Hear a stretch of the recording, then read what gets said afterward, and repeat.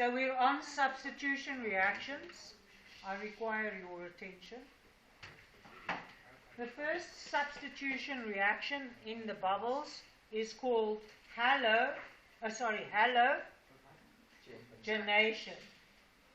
Yes.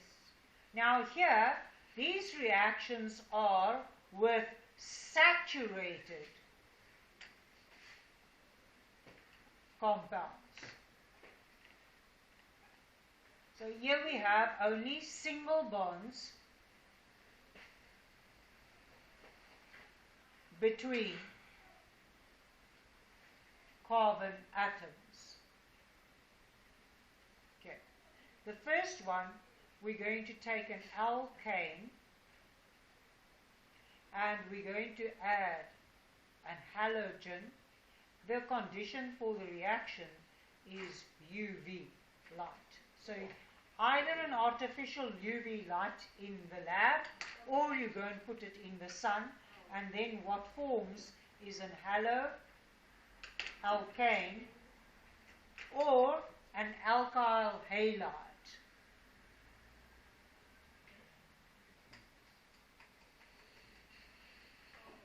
Right, let's open our first example.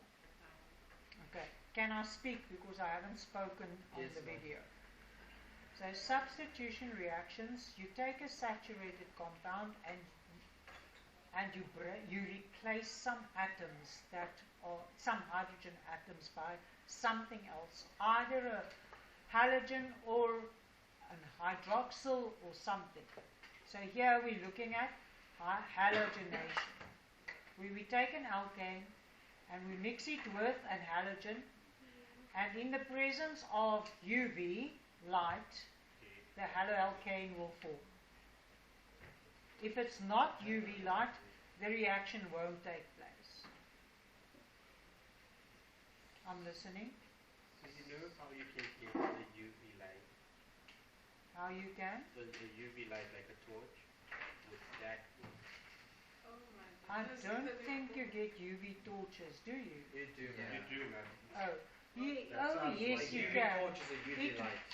Yeah. But you get low intensity and higher intensity, so I'm So not you have to sure. use like maybe I higher can't intensity. answer your question.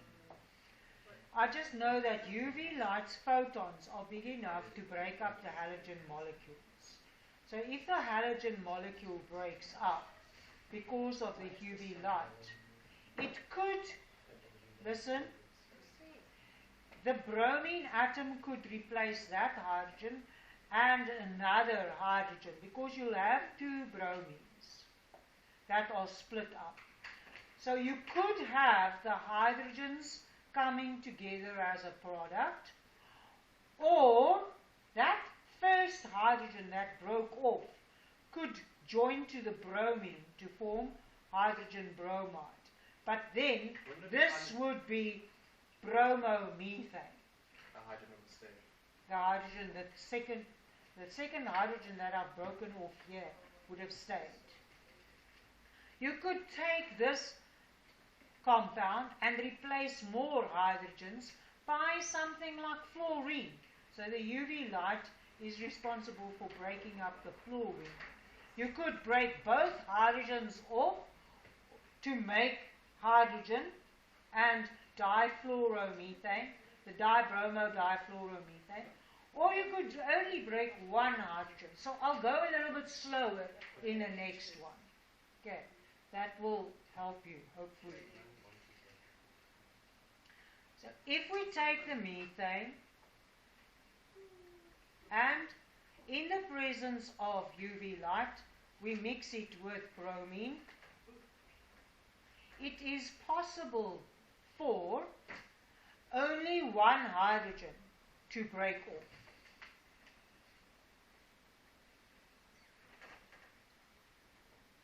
Then the product would be the bromomethane and HBr.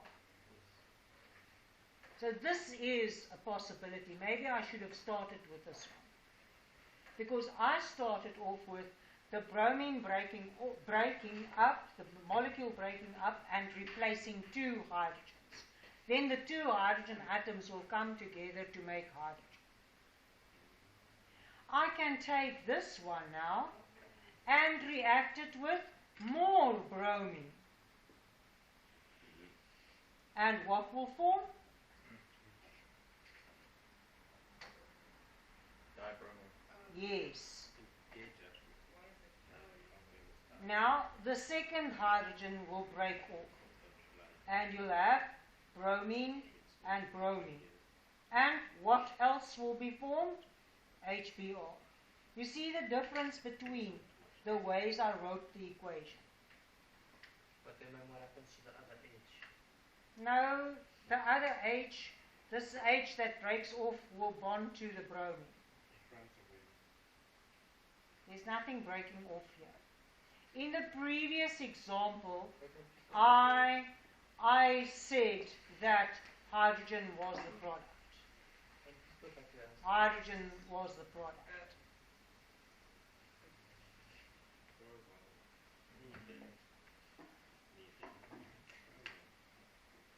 Are you with me now? I can take this product, this dibromo methane, and I can mix it with fluorine.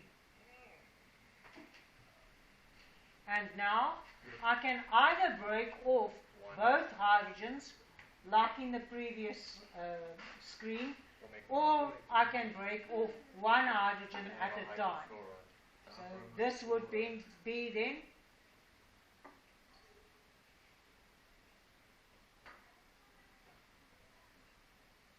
this would be dibromo, fluoro, methane, and HF would be products. So the reaction that actually took place, you need to get that information from the question that is given to you. Somehow you will be able to figure it out. Was it hydrogen that formed, or was it a hydrogen halide that formed as a byproduct?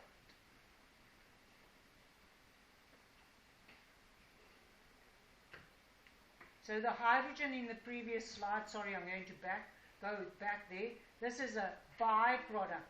The carbon-based chemical is the product that they are looking for, but hydrogen is a useful product, so it's called a byproduct.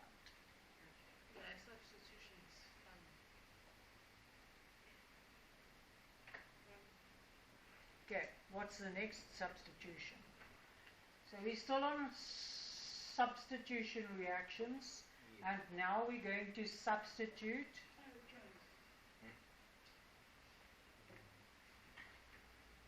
with, now there are two conditions here, or two types of reactions. There are the reaction with a strong base. The strong base has the hydroxyl ion, so you will make an alcohol. So it's a strong base. Now your strong base could be potassium hydroxide or sodium hydroxide. I think in the bubble I mentioned potassium hydroxide. Okay.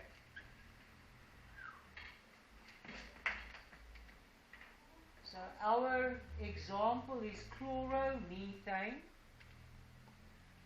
They didn't say how many chlorines, so I'm just starting with, oh they did, because chloro just refers to one chlorine. Yes.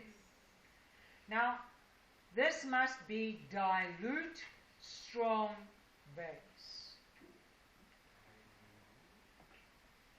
Okay. Heat, am I right? There must be heat. Yes, there is. These things, because this is non-polar and this is ionic, to mix them I need ethanol as a solvent. because ethanol will have the hydroxyl part to the molecule as well as the non-polar part to the molecule. Is that it? Then, the chlorine is displaced from the haloalkane, and the hydroxyl will take its place. So you change an haloalkane to an alcohol, methanol, in this way. And the byproduct will be potassium chloride.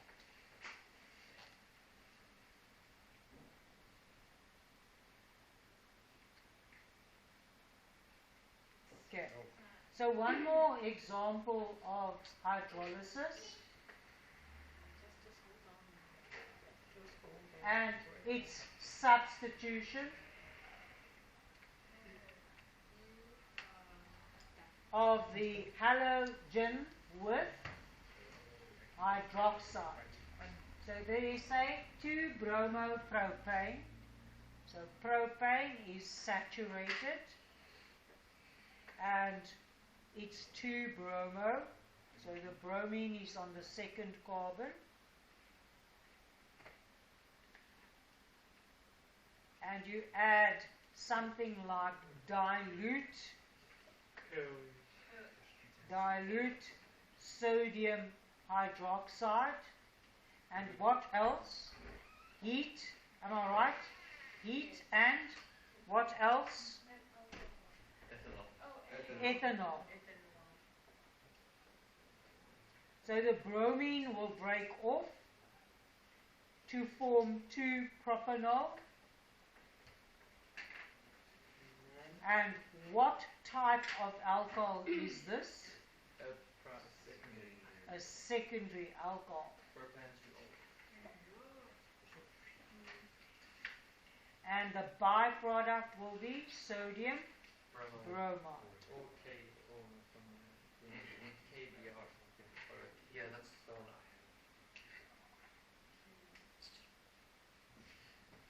Yes, in that one, potassium bromide. Maybe the KBR.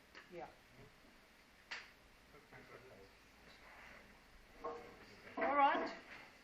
So tomorrow I want to do the rest of them, the rest of the substitution reactions, as well as the elimination reactions.